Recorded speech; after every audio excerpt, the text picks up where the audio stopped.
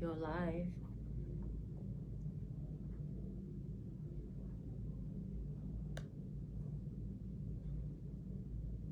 ต้นบอกว่ารัศดรผู้มีมนทินมัวหมองก็หยุดคำนะคำจากเป็นสุดเลยนะหยุดจำไม่ได้หรอครับจำได้ไหมคะมีมนทินมัวหมองจำได้ไหม when he reappointed Oh, okay. Microphone is very low. See, why is it not green? Oh, because we are like whispering. Okay, I think it's fine. Better now?เดี๋ยวนะเราโอเคเจอแล้วค่ะ Okay.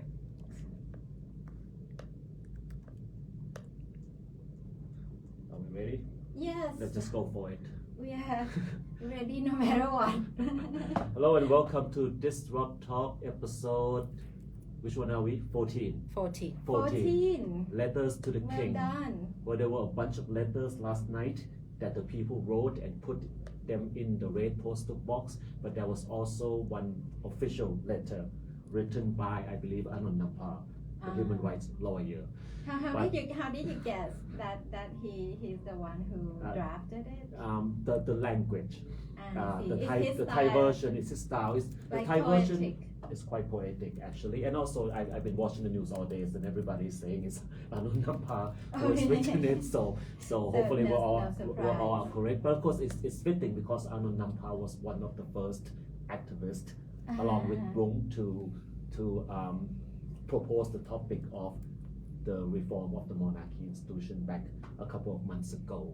Right. However, let's not go back that far. Let's just go back to last night. It was quite an interesting night. I was not there, so Yes. could you please give your reflection? I was planning if you were there, we were going to do a Thisrupt talk outside like we used I to had do. 3 classes. But that's okay.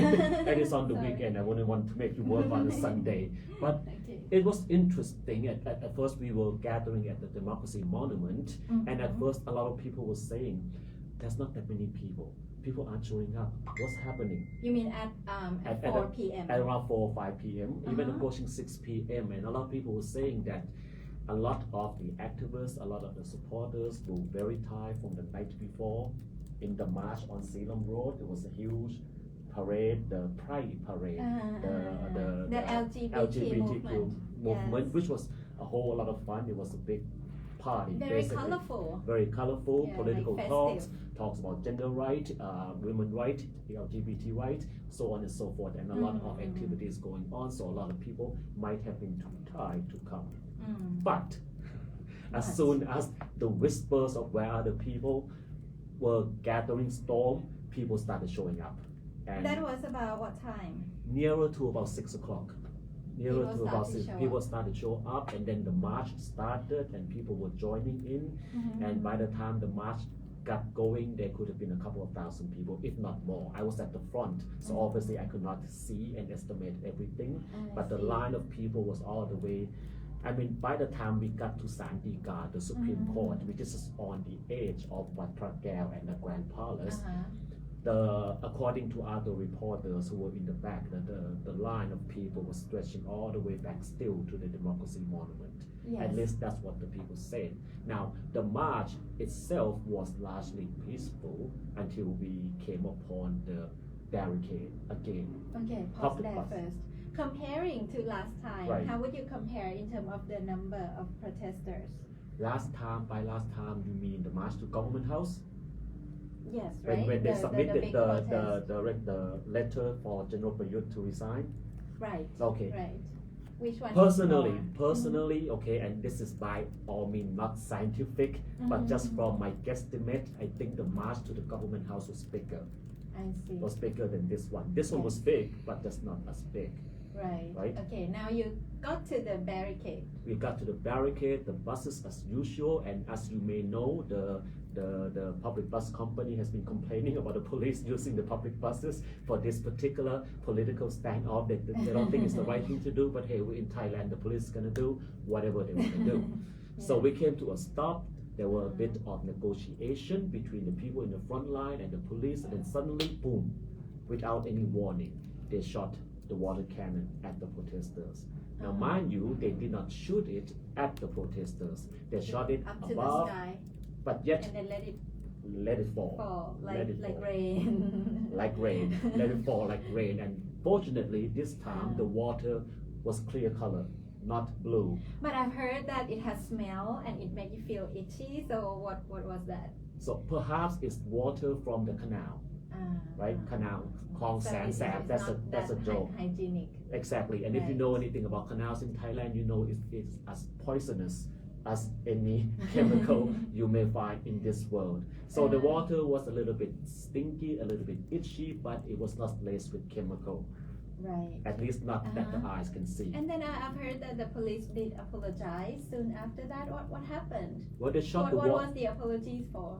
They shot the water for, it was less than a minute, and the people were becoming very angry, and then the Yes. police apologized. The police commander said from the truck, on the water cannon truck, behind the barricade, he said, "We apologize. This was a mistake. Pit plat. Plat pang." Okay. So Mistake. everybody and then started to they boo. moved the truck out. They moved the bus before, and then the water cannon shot, and then the apology, and then later the police commander changed his tune. He didn't say it was a mistake. He said that he already gave the warning, and therefore he had to shoot the water. So his story was kind of back and forth. He couldn't make up So his it's mind. a double mistake. Double mistake. Double mistake of apology and then come to clarify again that Exactly. this is like their steps, right? Exactly. Is it possible that they did that to really intentionally make people angry, so that there may be some violence from the protesters' side? That is actually the theory of many political pundits and also opposition MPs. Part of the strategy, it seems, there's a theory, is that the government would try to agitate the protesters to commit violence, get them to become angry, get them to break things, get them to attack the police, and then bam, voila, see, violent. And that would be an excuse to use violence back, and that would escalate the violence, and therefore lead to the only conclusion anything would lead to in the Kingdom of Thailand, which is a military coup d'etat. Okay, It's but a it theory, didn't happen but it didn't because happen. the protesters remain peaceful. But also, what I noticed, and it's the same thing I have noticed at every protest, especially ones that was about to get dicey, most of the protesters remain peaceful. The Ratsadon guards are excellent. They are excellent at keeping the people calm. The leaders, or there are no leaders, so the key activists or the speakers are excellent at keeping the protester calm. But as with any protest, there are the rowdy ones that want to pick a fight. And also, I have to say this, I have to be honest, certain members of the Achiwat guards, they can get a bit rowdy. It seems sometimes they are aiming to have something happen. But however, that's normal in any protest. But the point is, the other guards held everyone back. So the violence was minimal. There was some pushing and shoving with the police. One policeman or soldier who knows what he is because he was wearing a yellow shirt, he got a bottle hit him on the head. I've heard he's got like 3 stitches. 3 stitches. So there was some shoving match, but nothing really bad happened.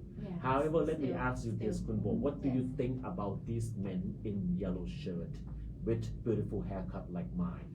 Now the army chief, the army chief just admitted that these are soldiers, and they are there to help the police. But why are they in yellow shirts?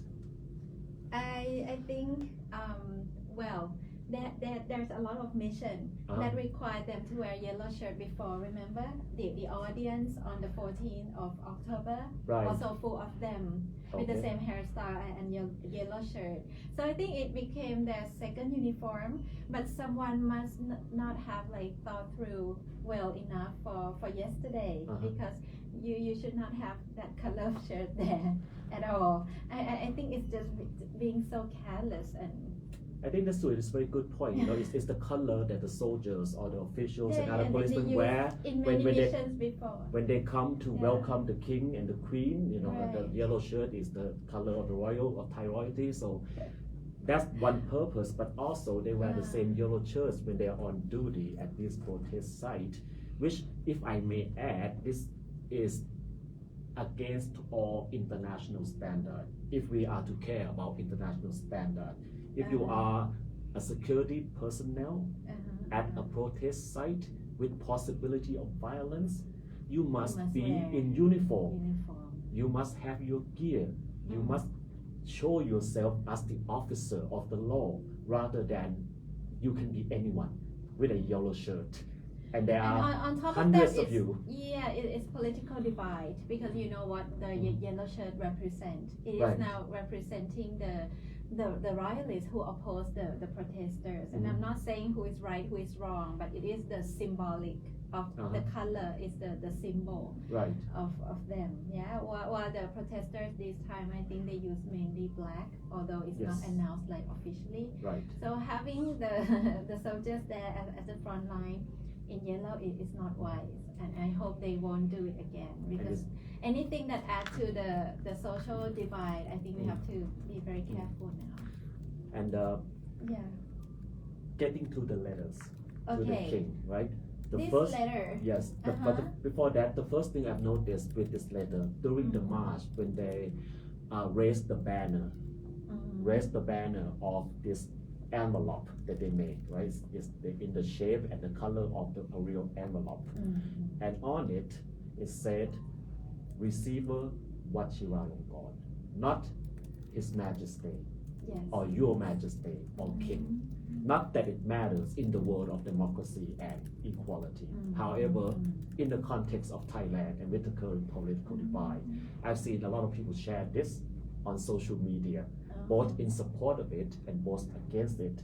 But the fact remains, there's no king suffix or His Majesty or Your Majesty attached in front of the name. So how do already you- it seems a bit. How do you feel personally? Well, personally, we've been doing this show for a while. The audience have seen me here for a while. I have two answers for that. That's the democratic answer. And the democratic answer is, so what? But there's the contextual answer that we live in Thailand with this context. So that answer still is not to be disapproved of it, but also that answer see the potential problems that it may cause. It irritates people. It irritates some people. It annoys, it irritates people, but also there's an argument, so what? Right? I think they really want to make a point. Yeah. They really want to make a point that because throughout their communication, they want the king to be almost equal to the commoners, and that he has no privilege. Right. And whether or not that makes sense is another issue, right? But I think that is the point that they want to make, and they want to confirm this principle through this kind of design of the message on the letter. And the result, of course, as you say, some people share it with anger. What did they say? Well, obviously you shouldn't address the king by just It's his first name. irrespectful. It's disrespectful. It's not against the law, but it's disrespectful. Others who support it say, well, so what? It's a name, right? Are we not all equal? So again, it goes back to the same theme of this political and social divide in Thailand. And that's why the monarchy institution and the reforming of the monarchy institution is such a focal point of our political divide and political conflict, to the point that every little thing, every little post on social media, every little banner at the protest, every little thing can ignite argument and anger. Let me pause you a bit there. You mentioned the sound. Did we do something wrong here? I'm not sure. Yeah. It's low. Yeah, I mean, it's still here, like, it's working though. Let me Is just it try to. maximum? Yeah, because we've got a comment from Jesper, who usually doesn't have problem with sound, and then Shon confirm it with apology. Is it all right now?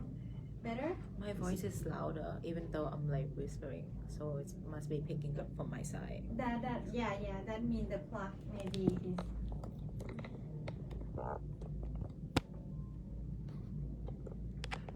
The magic of live TV.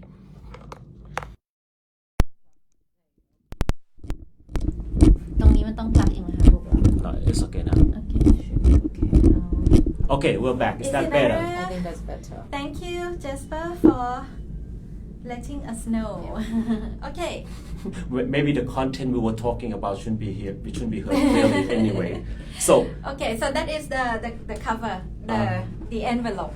the envelope. The envelope, And so okay. we marched to the Grand Palace, and finally, after the water cannon, and after everything, the Ratsadon, the key activists, were able to negotiate with the police, and someone from the police side came out, and they were able to set up the red postal boxes, about 4 or 5 of them, behind the barricade, and they asked the protesters to write their letters, and each one came up to drop their letters in the postal box, so on and so forth. And then after everything was done, the ceremony was over, then the police took the postal box and take them to the Chana Songkram police station, not to the palace. Did not you to the king. have a chance to glimpse at some of the letters and how was the message? No? Not at all. These letters are private. The only way you can see what they are is to actually walk up to someone and look over his or her shoulder to see the content of the letters. Actually, I was hoping to see the copy on the social media, because in the free use page, they invite people to do that, to post their letter on the social media and put some hashtag. I think the hashtag of Ratsadon San. And I did not see that at all today. Not at all. I don't know. So maybe it's really private. People don't want to share on the social media. It's really private between them and the king. And so it should be. And so it should be. But that's one letter that's not private, and that is the official letter to His Majesty the King by Ratsadon, right? And we have, well, everybody should have seen a copy already. If you're on Twitter or if you're on Facebook, it has been shared. On the free use fan page as well, both in Thai and in English. Would you like to introduce us to the content? Let me just read the content of the letter. This is the translation by the youth, Free Youth Movement, not my translation. It's a very short letter, so let me just go through it. Ratsadon San, letter from Ratsadon. This kingdom is a land of compromise and love, not of cruel power and brute force. From the untainted people to King Vajiralongkorn. Now, the letter has the word king in it. Which care not cruelty, with well wish not hatred, with hope not fear. It is an absolute truth that all humans are both loved and loathed. Blood and roots do not judge whether a man should be loved or hated. Love and fate come from your own action. A common man might have a choice to be surrounded by those who love and have faith in him, even though it might turn out that around him are full of immoral, incompetent, I can't even pronounce this word, obsequious people. Is that right, Chon? Right. No. Okay, that's right. Obsequious people still it is his choice. However, a king cannot do so, for he cannot choose. Basically, let me summarize it because it's difficult to read. So basically, the letter is asking the king to love everyone the same, even those who does not love him. Because while a common man can afford to surround himself by yes men and women, a king should not surround himself by yes men and women. Instead, the king should surround himself and listen to and love those who love him back, and also those who do not love him. And that is the duty of the king, according to this letter by Ratsadon. Yeah, I think the key is in the last paragraph, right? When he said, when you hear all the flattering praise from the people, you must also hear fearless criticism and suggestions all the same. So, and also when the king truly cherished democracy, all people will find happiness. The 3 demands from the people are the utmost compromise, which means you cannot go lower than the 3 demands. Well, what I gather from that is, firstly, this is, an argument against 112, right? Asking the king to be open to criticism. But secondly, it's very clear by this letter that Ratsadon is not gonna back up on any of their demands. They believe that these 3 demands are already the compromise of the nation. Okay, so this is can be taken as the cover letter for all the letters Right. to follow. Right. Yeah, this is like the introduction of what people would bring in that red tank. Well, those letters are now in the red box. I doubt that anyone gets to read them except maybe for police officers going through them. I mean, it's not likely that these letters will actually make it to the Grand Palace. Right now, they are at the police station. You sure? I think the police has a duty to deliver, and whether or not the king will read Okay. is up to him, right? Well, fair enough, because there is an argument that when the people petition, if we can use the word petition, the king, it is the duty of the officials to deliver the petition to the king. If you don't, You that don't is have the duty to block it. yes. If you don't, that is considered a crime. So this is something that should be considered. Okay, so basically this is like opening the channel for people to communicate directly to the king, but for what? For what purpose? Well, that's an interesting question. For what purpose? Now, to me, this is unprecedented in the history of Thailand. Never before have the people marched to the Grand Palace to deliver something directly to the king. Actually, today there is one political activist, Kun Right. Sombat Bunyam Anong, who mentioned that in the old days, like Paul Kun Ram Khamhaeng. yes, there would be the bell in front of the palace, and if the people have problems and needs help from the king, they will go to ring that bell and then voice out their problem, and so that the king could help. So yeah, he implied that this is the same concept. As you can see, I'm about to object. Okay. Okay, that's the story from textbook. Sila Jarut, Yeah. พ่อขุนรามคำแหง Yeah, ขุนราม yeah. คำแหง is supposed the 3rd king of the Sukhothai kingdom, and he's considered one of the greatest kings in the Thai history. Yeah. And according to this inscription on the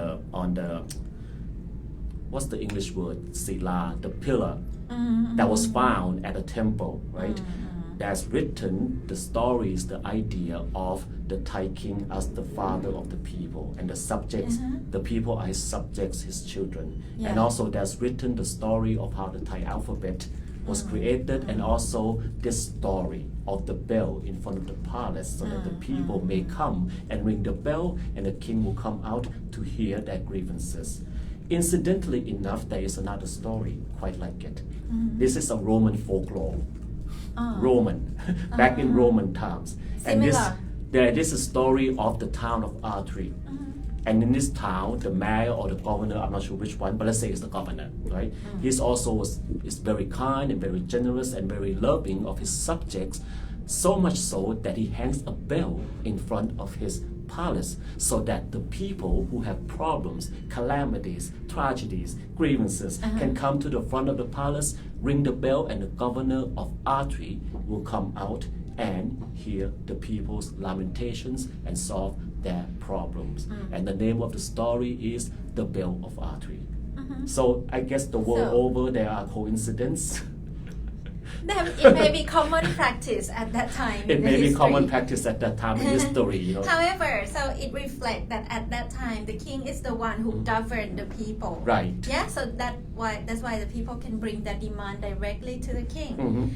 But now here in Thailand, I think we are out of that system for a long time, and the king is not the one to govern the people. Right. According to the constitution, and also according to the demand of the protesters themselves, that he has to be under the constitution, he has to be above the politics.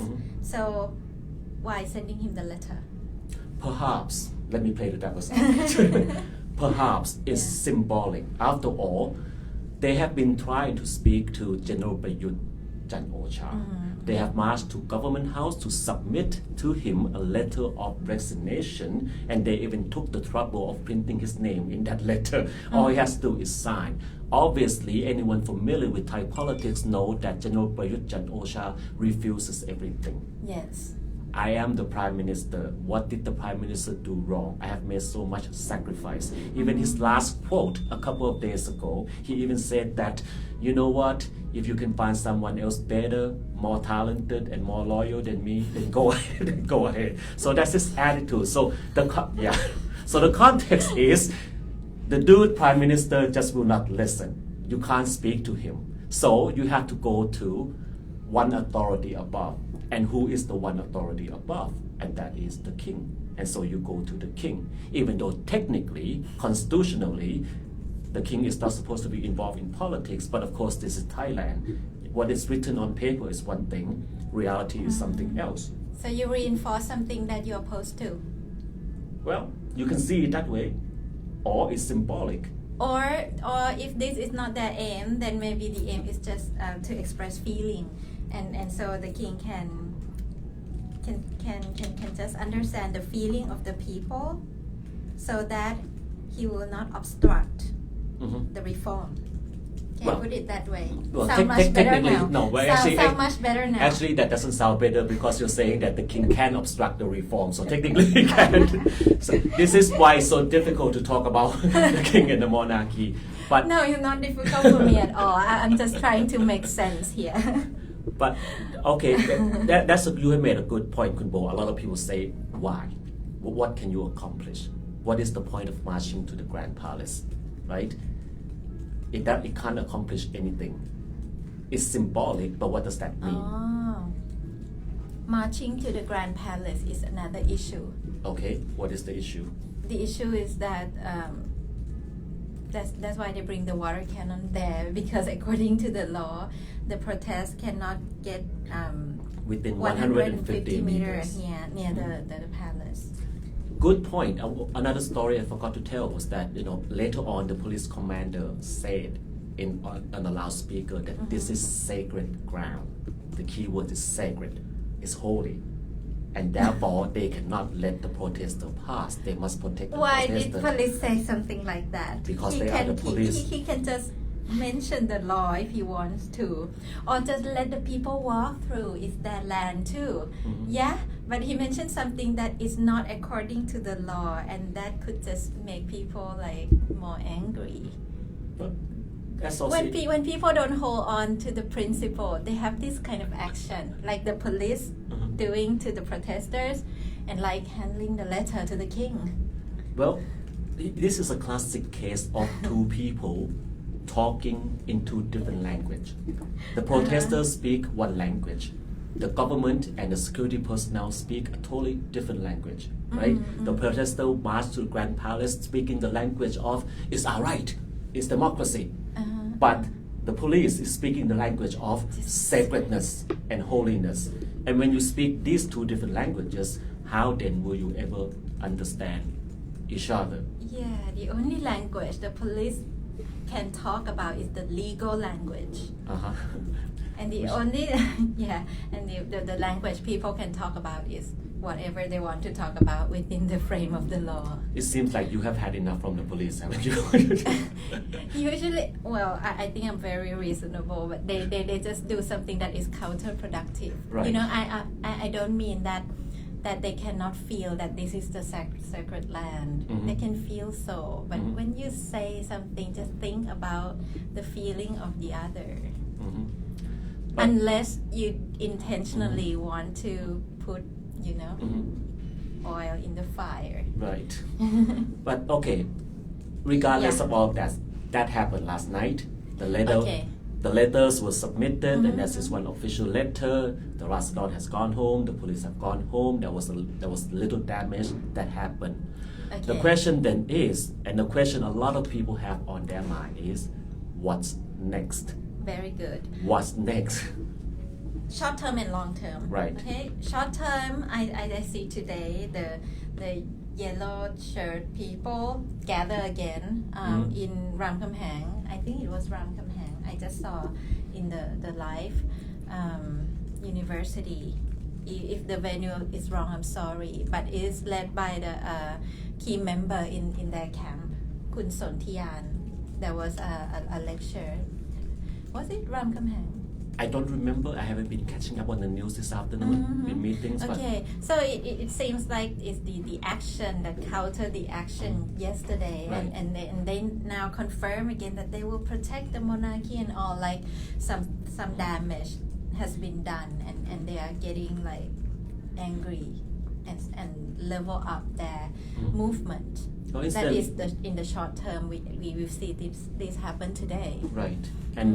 And yesterday there was a group of yellow shirt royalists, the real ones, not soldiers, Right, protesting. in front of Sot Dang. Yes, in front of Sot Dang. Not a big group, but they were there. And then later on in the day, one group went to petition went to the army headquarters to try to petition the new army chief. I forgot his real name, but his nickname is Big B. That's, we Thai call him by their nicknames, Big B, to perhaps stage a coup d'etat. And that in and of itself, if you go by law, is sedition. How do you march to the army chief and ask him to stage a coup d'etat? To overthrow. That is not right. That is not right, but of course, that is not right. Whether or not he can say it is arguable. right. I mean, the army chief did not say that he will do it, obviously. Yeah. If you do it, it is illegal. But just saying it, I wish there's a coup, maybe is still freedom of speech. And if people can say that, for those people who say I want to be like republic, they can say it too. And for people who want to say I want to be like absolute monarchy for my country, they can say it too. So whether or not he can say it, I think it's about the standard, and it has to be the same standard.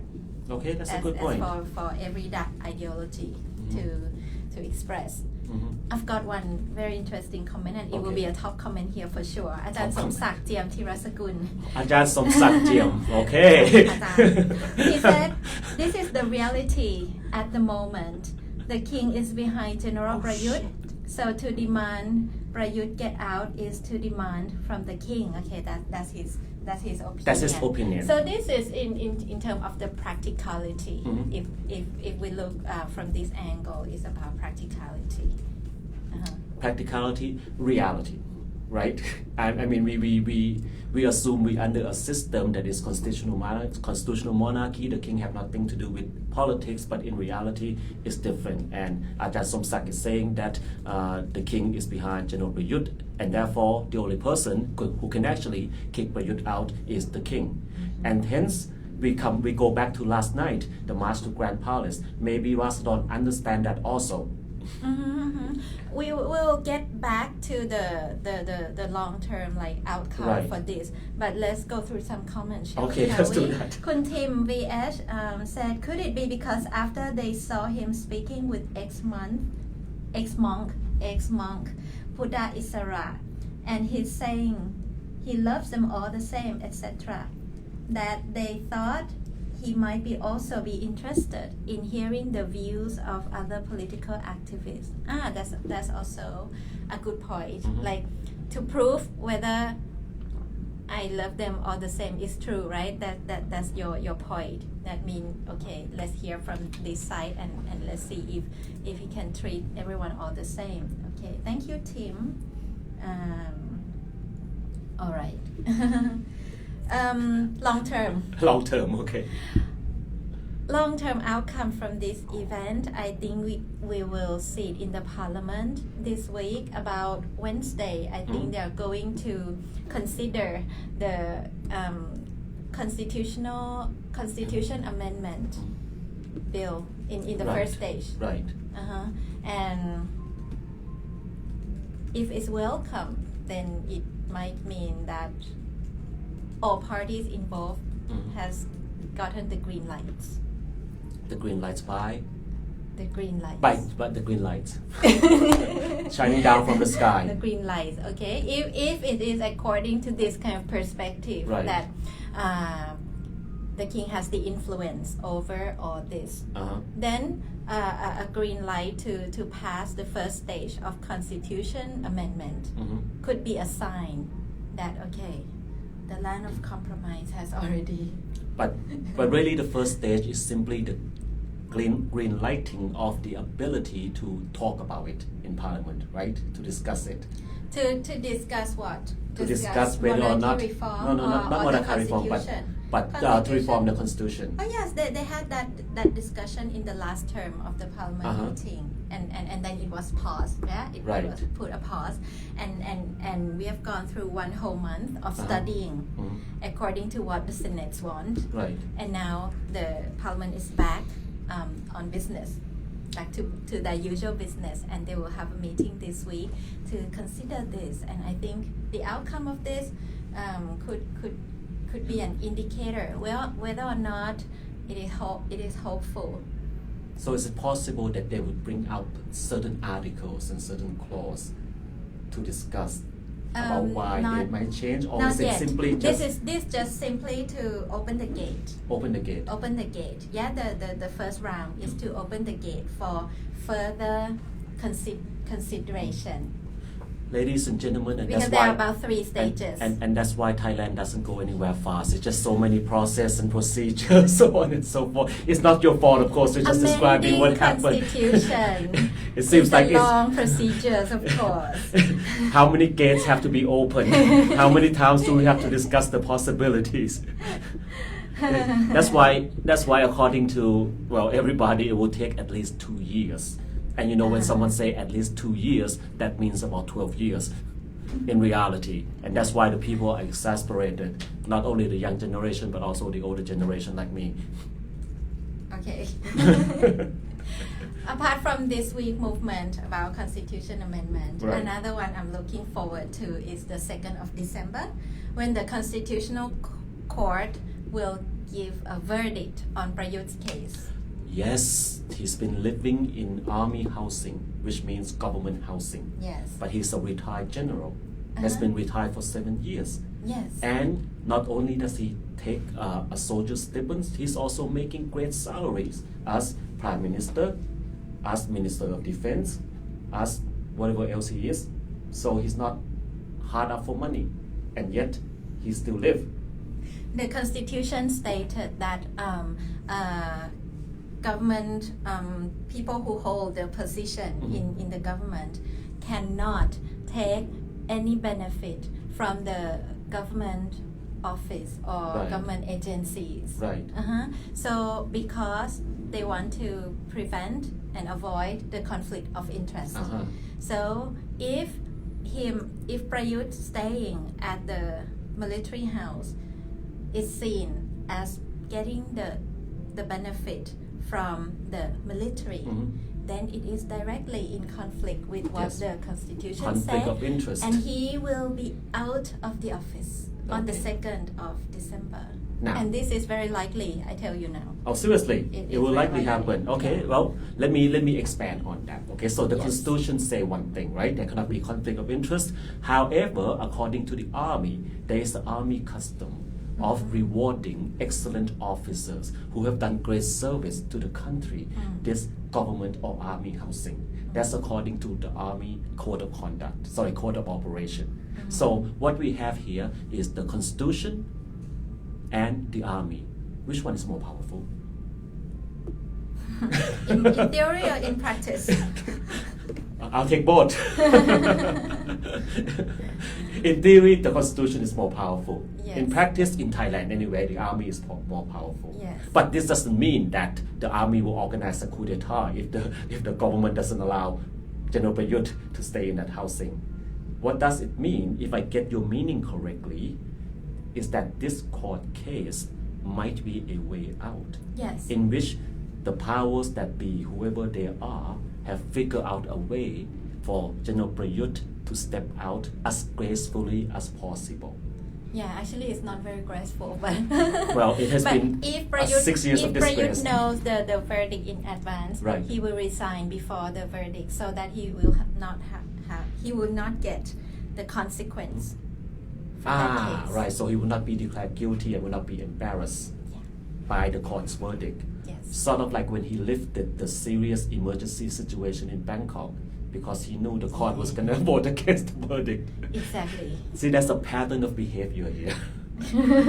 So I mean, this is there's a lot of. I'm glad you brought that up. I haven't thought about it, but according to my reading of articles and listening to people and talking to insiders, there's a possible chance that this court case is a way to get Prayut out by the other people in power, and Prayut, as you have said, would choose to, if he knows that this will happen, would choose to resign before that, and then we will have a new prime minister. Kunanuti, maybe. Jurin, okay. perhaps. For the new prime minister, they guess it will be someone outside parliament, which is not preferable to me. But the constitution allow that if the parliament cannot vote one who's the candidate, who's existing candidates, then they will get an outsider that everybody could agree, and then it's supposed to be temporary in order to let the constitution amendment go smoothly and have the new elections. So this is the most hopeful picture. But temporarily mean 2 years at least, right? Yeah, not more than that. Not more than that. Not more than that. And that outsider could be. Could be. could be. I don't know. I'm still thinking Apirat Kong Sompong, even though you said No. Yeah, me too. See, How can you do this to me in a live program? This is too much. I don't mean to break your heart, but okay. I mean, hopefully it will be someone who represents a compromise. Who represents a compromise. Okay, let's go through a few comments. Okay, all right. Okay, I would be kinder on you now. Rob said a few days ago, Prayut said something along the line that he's tired and that a more competent people can take over. Oh, this is the point you made. So the pressure seemed to have some result. Oh, exactly. Where it will go from here, though, is anyone's guess. Oh, okay, we have covered that. I think it's already amazing that Prayut can take it this far, considering his EQ level. That's okay. Go ahead. Let it out. This show is therapeutic. Just let it. No, keep going. That's okay. Let's go. I made my point. I'm not the one who keep rambling. I made my point and that's it. Okay. Okay. Roy said, why did the king allow the inauguration of Prayut and his cabinet to go on without the constitution being obeyed? Okay, this is a long story back. So let's keep that for next occasion. Yeah, that's a very long story. We apologize, but I think Roy did not really want the answer. I think he just want to make a point. And he's being sarcastic. He made the point. Which is very disrupt, by the way. Okay. It's all about sarcasm. The Pheu Thai economic team pointed out that the government allowed CP Tesco to merge as a result of bullying small size Chohui. Okay, small size like shops, suggesting to dissolve the Trade Competition Commission, looking at it as a paper tiger. Watch from Voice TV. Oh, okay. He just gave the information. Thank you. Yeah, I think that's about it. Well, it has been a fun show. Yeah, I'll be more behaved. No, that's okay. That's good. I want you to let it out. I want you to just go for it. This is the space to do it. Okay, well, that's it. Letters to the King. Thank you very much for joining us, and apologize for the sound system. At the beginning. But please share it on. Right, now we have more audience. We keep you wanting more. I'll see you next Monday. All right, thank you for joining us, and we'll see you next time. Cheers. Bye.